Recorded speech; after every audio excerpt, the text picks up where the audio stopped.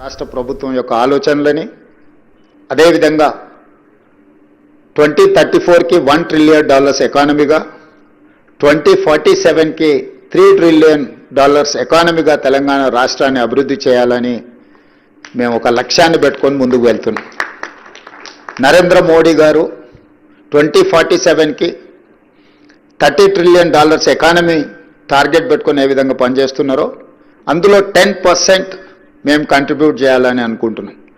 ఈరోజు దేశంలో 2.5% జనాభా ఉన్న తెలంగాణ రాష్ట్రం 5% ఎకానమీని కాంట్రిబ్యూట్ చేస్తుంది.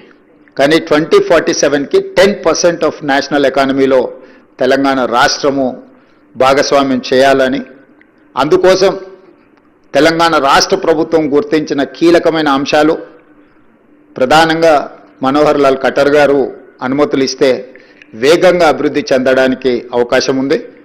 అందులో